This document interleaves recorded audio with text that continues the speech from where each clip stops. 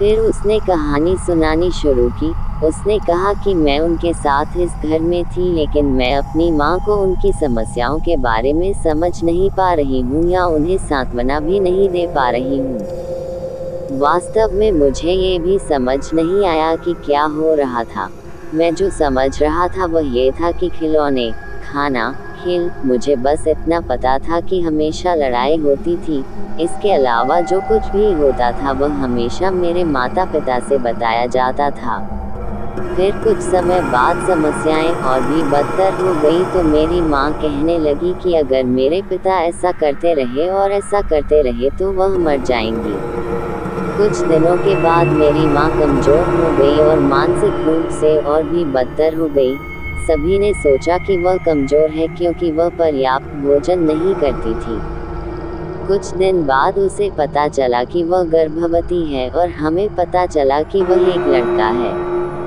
हमारा परिवार अंततः खुश था कि कुछ खुशी हो रही है, कम से कम एक अच्छी बात हो रही है, लेकिन संदेह था कि मेरी माँ की गर्भावस्था में जटिलताएं होंगी क्योंकि जब मैं पैदा हुआ था तो डॉक्टरों ने कहा था कि मेरी माँ बच्चे को जन्म देने के लिए बहुत कमजोर है।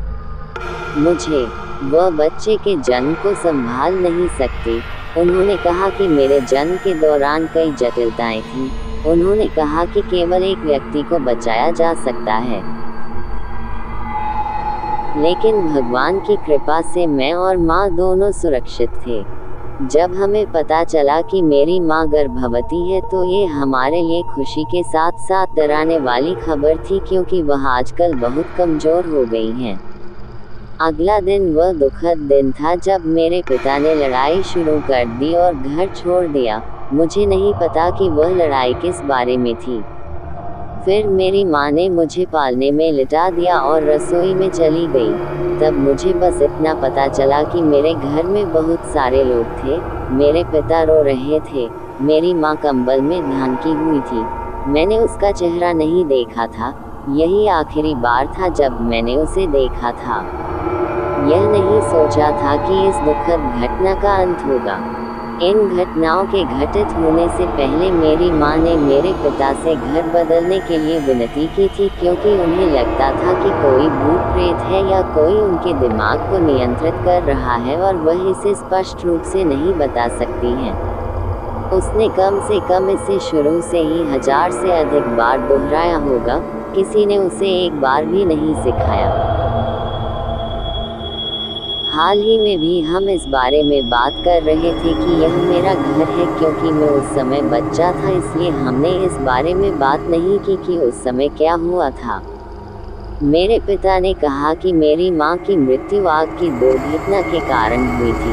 उन्होंने आग पकड़ ली थी और उन्हें बचाने के लिए चिल्लाए। जब मेरे पिता आए तो वह पूरी तरह से आग में जल चुकी थी।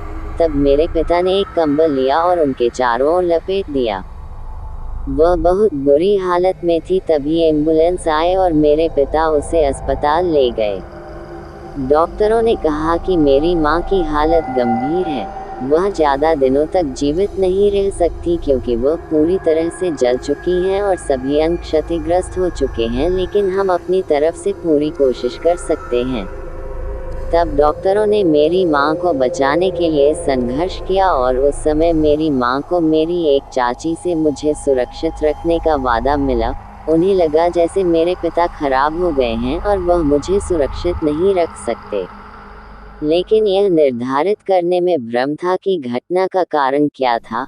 हम यह नहीं ढूंढ पाए कि इस दुर्घटना का कारण क्या था। यह आत्महत्या थी या सिर्फ एक दुर्घटना।